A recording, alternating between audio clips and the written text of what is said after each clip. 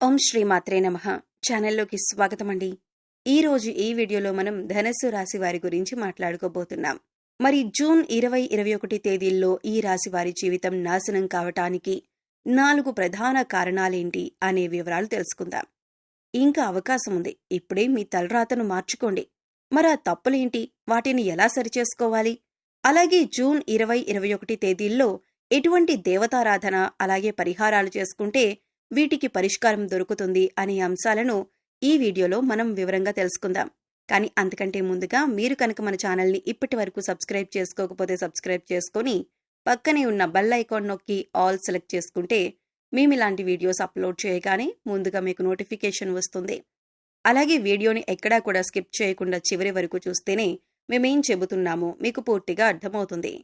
ఇక వివరాల్లోకి వెళితే ముందుగా ఈ రాశి వారి గురించి చూసినట్లయితే వీరికి కొన్ని రాశులు అనుకూలంగా ఉంటే కొన్ని రాశుల వారితో ప్రతికూల ఫలితాలు ఏర్పడతాయి. వీరి గుణగణాలు లక్షణాలు వీరిని ప్రత్యేకంగా నిలబెడతాయి. ఈ రాశివారు ఎన్నో మంచి లక్షణాలను గుణగణాలను కలిగి ఉంటారు. ముఖ్యంగా ఆరోగ్యరీత్యా ఈ రాశివారు కొన్ని జాగ్రత్తలైతే తప్పనిసరిగా తీసుకోవాలి. అయితే ఆరోగ్యపరంగా ఎన్ని జాగ్రత్తలు తీసుకున్నప్పటికీ కూడా చిన్న చిన్న అనారోగ్య సమస్యలు తప్పవనే చెప్పాలి. వచ్చిన ఆరోగ్య సమస్యలు ఎక్కువ కాలం ఉండకపోయినా చికాకు గురిచేస్తాయి. అందుకోసం ఆరోగ్యపరంగా ఈ రాశివారు జాగ్రత్తలు తీసుకోవాలి. మరంతేకాకుండా ఈ రాశివారు ఎవరినైనా నా అని అనుకున్నారంటే అటువంటి వారి కోసం ఏదైనా చేస్తారు. తన వారిని అనుకున్న వారు కష్టాల్లో ఉంటే వారిని రక్షించటానికి ప్రయత్నిస్తారు. మీరు కష్టాల్లో ఉన్నప్పుడు ఎదుటి వారిని ఆదుకుంటారు. అటువంటి మంచి లక్షణం ఈ రాశివారికి ఉంటుంది. అలాగే ఎదుటివారు తప్పు చేసినా క్షమించే గుణాన్ని కలిగి ఉంటారు. ముఖ్యంగా ఈ రాశి వారికి ఎవరినీ మోసం చేయటం అనేది ఇష్టం ఉండదు. అలాగే ఎవరితోనూ అబద్ధాలు చెప్పటం కూడా ఇష్టం ఉండదు. కానీ వీరిని ఎవరైనా మోసం చేస్తే మాత్రం వారితో ఖచ్చితంగా స్నేహం అక్కడితో కట్ చేసుకుంటారు. వారిని జీవితాంతం దూరంగా ఉంచుతారు. ఈ రాశివారు ఎవరినైనా తన అనుకొని సొంతవారిగా భావించి మాట్లాడుతుంటారు. అంతేకాదు వీరికి సంబంధించిన ప్రతి విషయం కూడా నా అనుకున్న వారికి పూసగుచ్చినట్లు చెప్తారు. ఈ రాశి వారికి ప్రతి ఒక్కరూ నా మనిషే అనుకోవటం తప్ప మోసం చేయటం తెలియదు.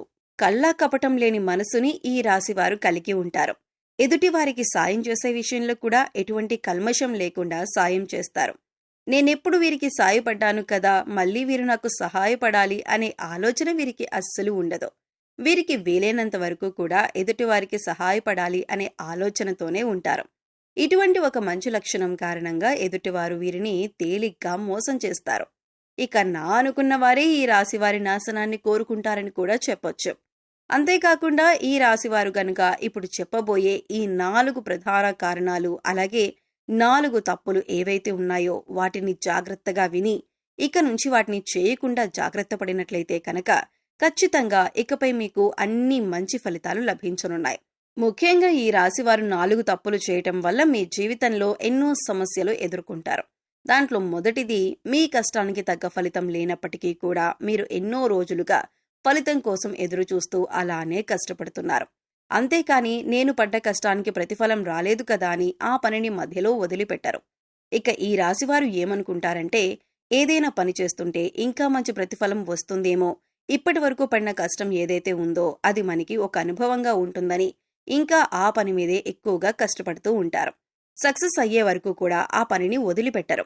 ఇటువంటి సమయంలో మీకు ఫలితం రానప్పుడు ఆ పనిని వదిలిపెట్టడం కంటే కూడా దైవం మీద ఎక్కువ నమ్మకం ఉంచి దైవారాధన చేసుకుంటూ ఆ పనిని చేయటం వల్ల మీకు పనిలో మరింత పురోగతి కనిపిస్తుంది.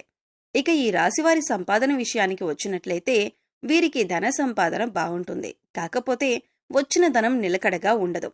ఏదో ఒక రూపంలో ఖర్చు అవుతూ ఉంటుంది. ఇక వీరు తెలిసి తెలియక అనవసరంగా డబ్బులు ఖర్చు చేస్తూ ఉంటారు. కాబట్టి డబ్బుని మాత్రం కొంచెం జాగ్రత్తగా మీరు ప్రణాళికాబద్ధంగా డబ్బుని ఖర్చు చేయవలసి ఉంటుంది.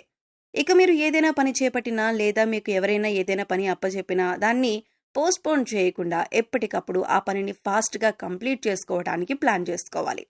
ఒక ప్రణాళిక రచించుకుని ఒక పనిని పూర్తి చేసినట్లయితే దాంట్లో ఖచ్చితంగా మీరు విజయాన్ని పొందుతారు. బద్ధకం అనేది ఈ రాశి వారికి అస్సలు పనికిరాదు. ఇక ఈ తప్పును కూడా మీరు సరిదిద్దుకున్నట్లయితే కనుక మీరు జీవితంలో పురోగతిని సాధిస్తారు. ఇక మీరు మార్చుకోవలసిన మరొక తప్పేంటంటే మీకున్న కోపం. మీరు ఆవేశంగా మాట్లాడకుండా నెమ్మదిగా ఓర్పుతో శాంతంగా మాట్లాడాలి. ఇంట్లో వాళ్లతో అయినా, బయట వాళ్లతో అయినా, స్నేహితులతో అయినా, శ్రేయోభిలాషులతో అయినా చాలా నిదానంగా ఆచితూచి మాట్లాడవలసి ఉంటుంది. లేదంటే ఇది అనేక రకాలుగా గొడవలకి దారితీసే అవకాశం ఉంటుంది. ఇక మీకు కోపం వచ్చిన సమయంలో మీరు ఎదుటివారి మీద మాటలతో దాడి చేయకుండా మౌనంగా ఉండటం వల్ల ఈ సమయంలో మీ బంధాలు, బంధుత్వాలు అనేవి నిలబడతాయి. తెలిసిన వాళ్లకే కాదు, తెలియని వాళ్లకి కూడా ఈ రాశివారు సహాయం చేయాలని అనుకుంటారు. అయితే సహాయం చేసిన సమయంలో ఎదుటివారి కష్టం తొలగిపోతుంది. కానీ ఈ రాశి వారికి మాత్రం అప్పటి నుంచి కష్టాలు మొదలవుతాయి. అయితే ఎదుటివారి కష్టాలు తీర్చడం తప్పు కాదు. కానీ వారికి సలహాలు ఇవ్వటం, అలాగే వారికి సంబంధించిన విషయాల్లో గొడవల్లో కూడా మీరు తలదూర్చటం అంత మంచిది కాదు. ఈ రాశి వారికి ఒక సమస్య తీరింది అనుకునే లోపే మరొక సమస్య మొదలవుతుంది. దీనివల్ల కొన్నిసార్లు మీరు అయోమయ పరిస్థితిలో పడతారు. సమస్యల్ని ఏ విధంగా పరిష్కరించాలని తెలియక తికమక పడుతూ ఉంటారు.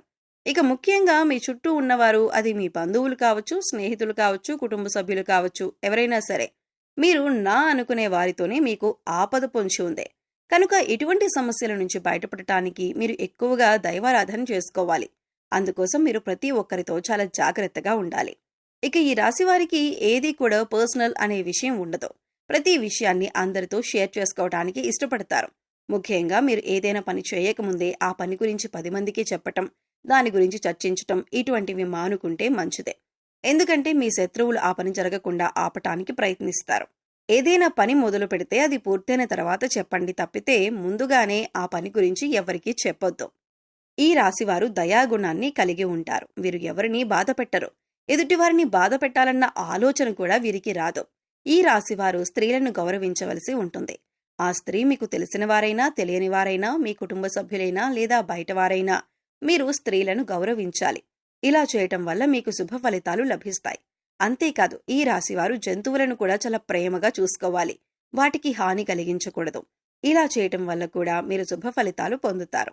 ఇక ఈ రాశివారు మరిన్ని శుభ ఫలితాలను పొందటానికి పాటించవలసిన పరిహారాలు చూసుకున్నట్లయితే, సూర్యాస్తమయమైన తర్వాత పాలు, పసుపు, ఉప్పు, ఆవ నూనె, వెల్లుల్లిపాయ, ఉల్లిపాయ ఇటువంటివి ఎవరికీ ఇవ్వొద్దు. అలాగే మీరు కూడా ఎవరిని అడిగి తీసుకోవద్దు. ఇలా చేయటం వల్ల మీ ఇంటి నుంచి లక్ష్మీదేవి వెళ్లిపోతుంది. అలాగే అశుభ ఫలితాలను పొందటానికి ఎక్కువగా అవకాశాలు ఉంటాయి. కాబట్టి ఈ విషయంలో జాగ్రత్తలు తీసుకోండి.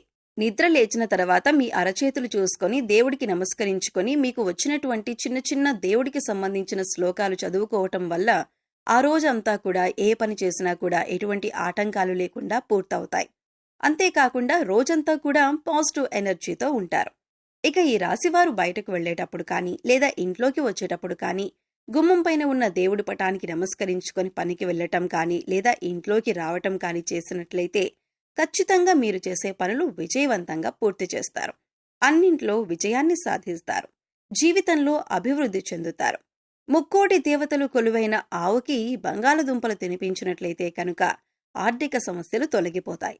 అలాగే సమయం దొరికినప్పుడల్లా కూడా మీ ఇష్టదైవ నామస్మరణ చేసుకుంటూ ఉండండి. ప్రతిరోజు గోమాతకి నమస్కరించుకోవటం అలవాటు చేసుకోండి. సో చూశారు కదండి, జూన్ 2021 ధనుస్సు రాశి వారి జీవితం నాశనం కావటానికి 4 ప్రధాన కారణాలేంటి? వాటిని ఎలా సరిచేసుకోవాలి? ఎవరు మీ నాశనాన్ని కోరుకుంటున్నారు?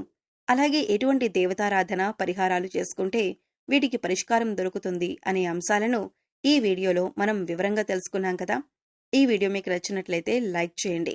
మీ ఫ్రెండ్స్ అండ్ ఫ్యామిలీ మెంబర్స్లో ధనుస్సు రాశి వారు ఉంటే వారితో ఈ వీడియోని షేర్ చేసుకోండి. అలాగే ఇప్పటి వరకు మన ఛానల్ని కనుక సబ్స్క్రైబ్ చేసుకోకపోతే సబ్స్క్రైబ్ చేసుకొని పక్కనే ఉన్న బెల్ ఐకాన్ నొక్కి ఆల్ సెలెక్ట్ చేసుకుంటే మేము ఇలాంటి వీడియోస్ అప్లోడ్ చేయగానే ముందుగా మీకు నోటిఫికేషన్ వస్తుంది. మరో చక్కటి వీడియోతో మళ్ళీ కలుద్దామండి.